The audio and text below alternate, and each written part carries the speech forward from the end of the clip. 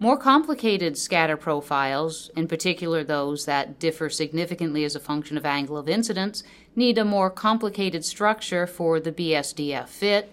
Within ASAP, we're going to use a polynomial fit. The polynomial fit allows you to define a polynomial of n by n terms. Generally, you'd want to start with, for instance, an n by n of 2, and this will give you about 18 terms that can be applied to the fit. What we'll do now is load in some data. What we have is scatter measurement taken at a 5-degree angle of incidence, as well as some data taken at an 80-degree angle of incidence. And let's put these two curves on the same plot. And what we'll need to do is apply a fit to both of these curves. Now, in the Harvey model, we had a limited number of parameters.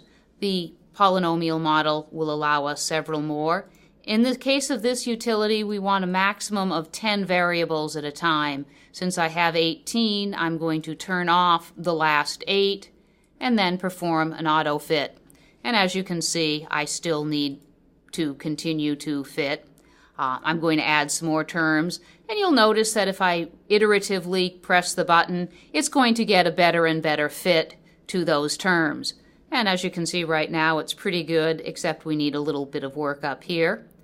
So now what we'll do is add a few more terms and selectively turn terms off up here. And this is an iterative process. We'll go through a few times and do a fit. And as you can see at this point in time, considering that scatter measurements within even 10% are considered reasonable, I would probably be quite happy with this fit at this point in time. I could, of course, continue to iterate through to try to maybe get a closer fit at the 80-degree angle of incidence. And again, you do that simply by locking and unlocking terms and then letting ASAP apply its auto-fit routine. But assuming I'm happy with the data, what I want to do is to create a profile of this information, a scatter model in ASAP, that I can use in my design work or my analysis. So what I'm going to do is open up a new INR file, go back to my utility, and then I have a copy option on my button bar here. So I'm just going to select copy, go back to my INR file, and I'm just going to paste that data there. And this is the polynomial fit defined as an ASAP scatter model. It's telling ASAP that it's a 2x2 polynomial. What I can also do is tell ASAP to plot this data. And what this will do is give me some views of what this scatter model looks like, not only at our selected angle of incidence, but at several angles in between. And I can simply run this file, and all we'll do is look at what the polynomial fit of the scatter data looks like. And what we have is the log BSDF plotted against the log of beta minus beta naught, the sine of the angle minus the sine of the incident angle.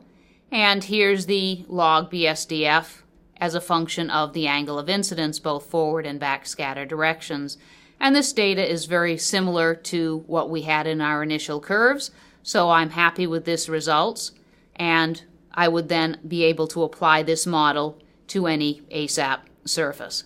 The other thing I can do is, if I go back to my BSDF fit utility, if I try to close the utility, it will ask me if it wants me to save changes in the fit utility.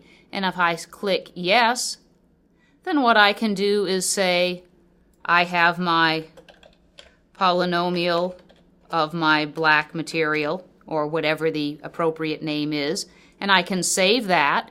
And in the future, I can load that file in at any time and copy and paste the actual parametric data.